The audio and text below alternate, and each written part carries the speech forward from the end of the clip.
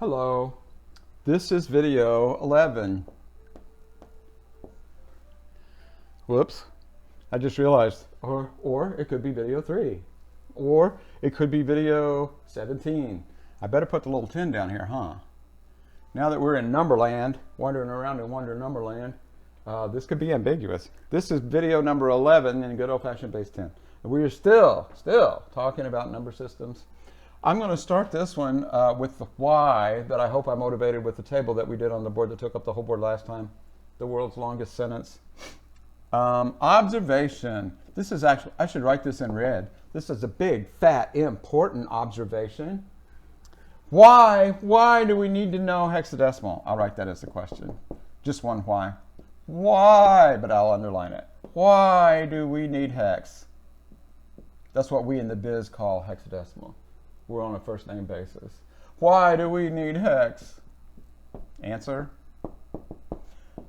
This will be a long-winded answer, maybe longer than I'm thinking right now, because of the one-to-one correspondence,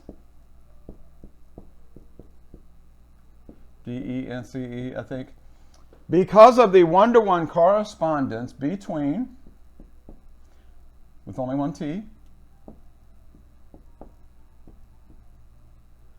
the set of all single hex digits. Yeah, this is a long answer. Because of the one-to-one correspondence between the set of all single hex digits and the set of all possible 4-bit patterns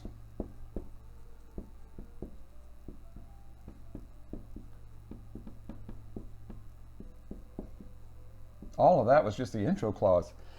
Because, here's why we need hex. Because of the one-to-one correspondence between the set of all single hex digits and the set of all possible 4-bit patterns, comma and drum roll. Conversions between the two number systems is trivial. Conversions. Well, I guess are trivial, huh? Conversions between hex and binary are trivial. Yeah, that's a word we like to see with an exclamation point. We like things to be trivial. That's a fancy word for easy. We like for things to be easy. I like for things to be easy. I hope it was easy to find a marker that will write. Here's an example. Oh yeah, that's a nice bright blue marker. Here's a hex number. Oh, let's see, what did I write down? I don't know, I don't think I wrote anything down. I'm gonna make one up. A hex number, 3, that's a valid hex digit. A, that's a valid hex digit. I'm gonna get myself in trouble here. 3AF, G, no, there's no G, silly me. 3AF0B, that's a valid hex digit. 7228, and that's enough. Base 16. What is that number? Well, I multiply 3 times some ginormous number that I pluck off the hexadecimal place value chart, multiply 3 times that, multiply A, also known as 10, back in base 10, times whatever incredibly, outrageously unreasonable place value it has and so forth. But that's not what I want. I want hex to binary.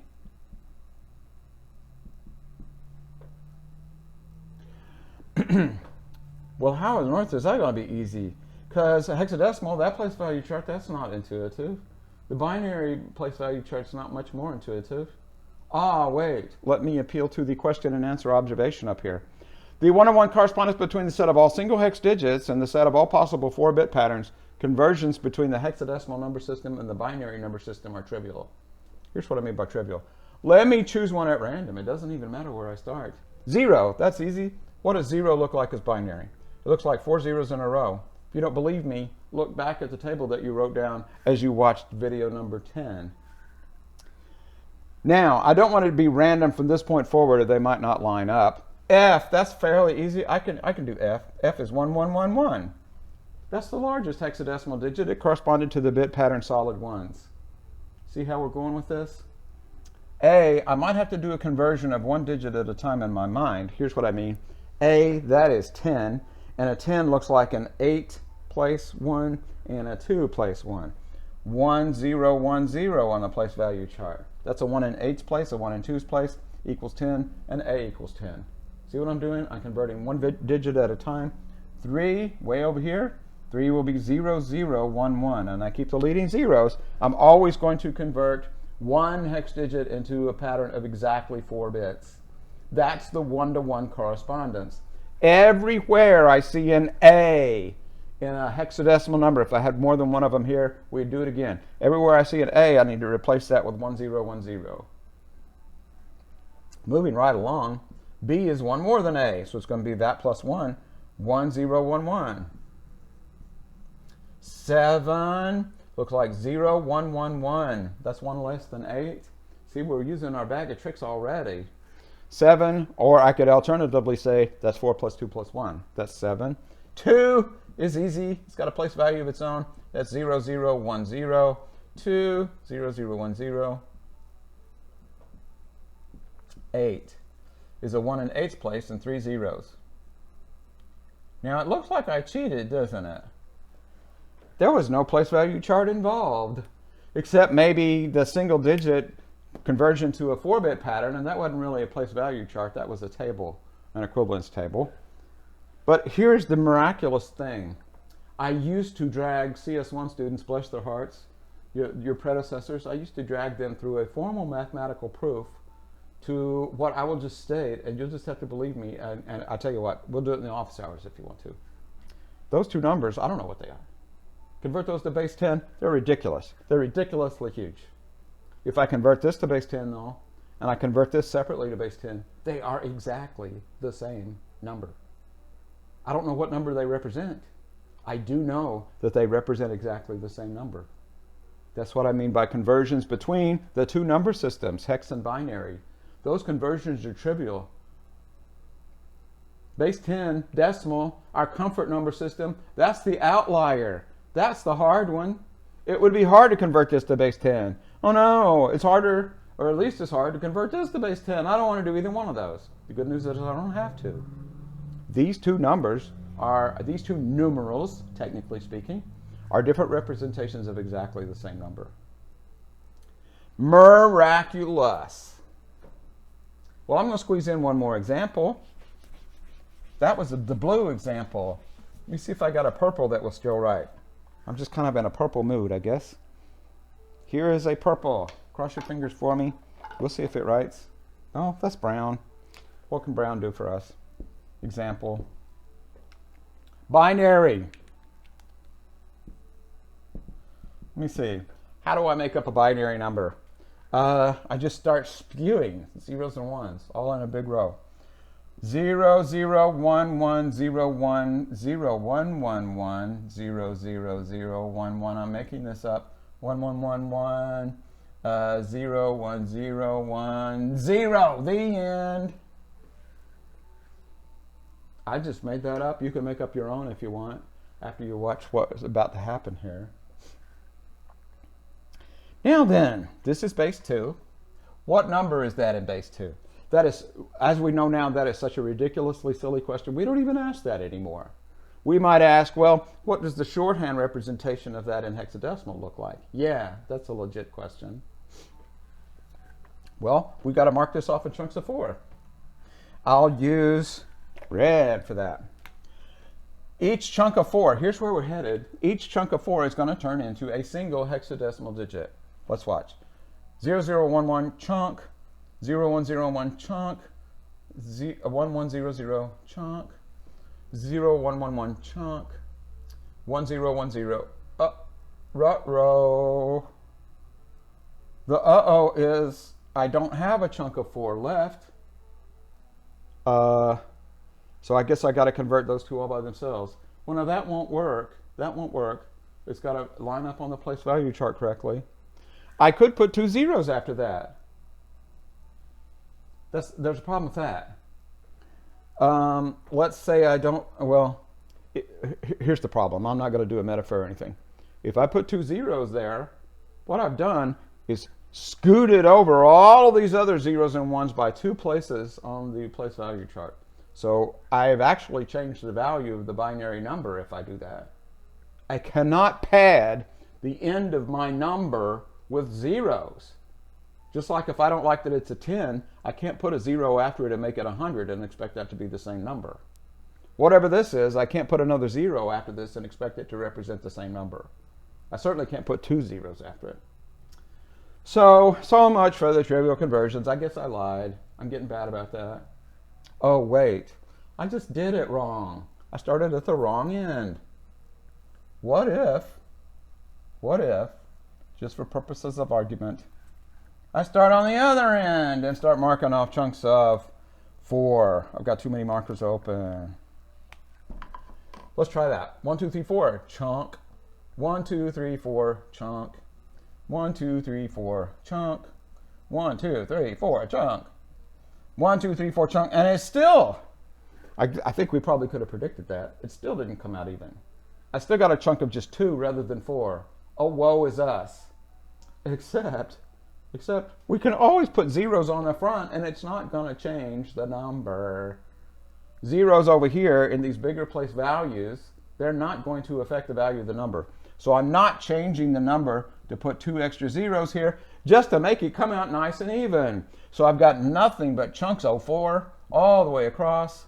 And now it's a matter of just looking back at my binary hexadecimal decimal number chart to figure out what the hey each one of these chunks is.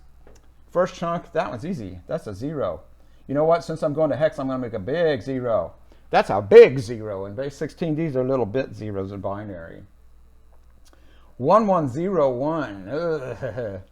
That's weird math. Remember that shortcut where I said you can find out easily what 1111 is or whatever by going to the next place value and subtracting 1? Remember that cool little trick? Here's a little cool little trick when you're working with hexadecimal. These are the hard ones to remember, the ones that are in the middle. F is solid 1s, everybody knows that. 0 is solid 0s, but look at these two. 1 1 0 1 1 0 1 1. There's like a little 0 here in the middle, flipping back and forth. It turns out that this in binary, this one first, this one is B. How do I know? Well, I just remember this little rhyme. That one's B, that one's D. See how that works? The 0 in the middle is either going to be B or D, and B is less than D. That's how I distinguish them from each other. This one is a smaller number because that has a 1 and a higher place value than this one. You don't have to remember these tricks. You can look them up on the table. But if you wanted to learn some tricks, there's a trick. The ones with a 0 in the middle are B and D. B is the smaller one. It's a smaller hexadecimal number. That helps me here because that's a D. I'll draw arrows to show the conversions. 0 1 1 1, that's 7 on the place value chart. 0 0 0 1, that's 1 place value chart. 1 1 1 0. Ugh. Well, darn it. If only that were solid 1s, then I would know that was 15. Duh. Solid 1s in 4 bits, that's 1 less than 16. I only needed 1 more. So it's not 15, it's 14.